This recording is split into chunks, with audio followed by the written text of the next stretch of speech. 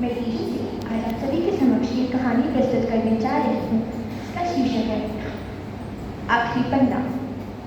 कक्षा 10वीं का छात्र रवि हमेशा से ही पढ़ाई में औसत रहा था।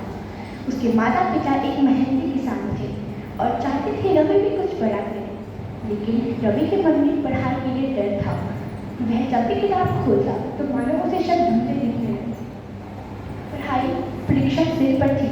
स्कूल में सभी टॉपर्स की चर्चा चल रही थी, लेकिन उसमें रवि का नाम नहीं था। हर बार जब भी वह किताब खोलता तो उसे लगता कि वह कुछ नहीं कर पाएगा, और टीचर्स भी कह रही थी कि अगर अब भी वह ना सुधरा तो वह उसका फेल होना तय है। यह था असफलता का डर। एक दिन थका हारा रवि लाइब्रेरी में जाकर बैठा और उसे तभी उसकी नजर पड़ी बूढ़े लाइब्रेरियन पर, जो हमेशा शांत रहते थे। लाइब्रेरियन रवि के पास आए और पूछा, रवि तुम बड़े घबराए हुए लग रहे हो। रवि ने कहा, पढ़ाई समझ नहीं आती और अब तो बहुत देर हो चुकी है। लाइब्रेरियन मुस्कुराया और कहा, जब तक आखिरी पन्ना न पलटा जाए तब तक किताब खत्म नहीं होती, और जब तक आखिरी प्रयास न किया जाए तब तक हार नहीं मानी जाती। रवि ने ठान लिया और नियम बनाया कि वह प्रतिदिन 3 घंटे पढ़ेगा, मोबाइल से दूर रहेगा और प्रतिदिन खुद से प्रश्न पूछेगा, तुमने आज नया क्या सीखा।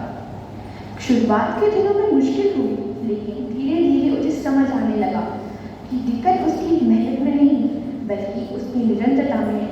यह था बदलाव की शुरुआत। परीक्षा का दिन आया। रवि परीक्षा आत्मविश्वास से देने के लिए गया, लेकिन अब उसके मन में डर नहीं था बल्कि भरोसा था अपनी मेहनत पर। परिणाम आया, सब चौंक गए और रवि ने न केवल पास किया था बल्कि विज्ञान में टॉप भी किया था। टीचर्स पूछने लगे, वाह रवि तूने तो कमाल कर दिया, ये कैसे हुआ। रवि बस मुस्कुराया और अपने बैग से वो किताब निकाली।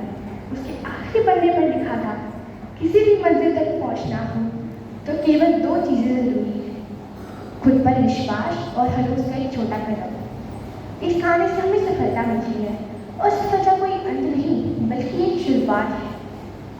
जब आप अपने पूरे मन से प्रयास करते हैं तो आप भी किसी की कहानी की प्रेरणा मिल सकती है। धन्यवाद।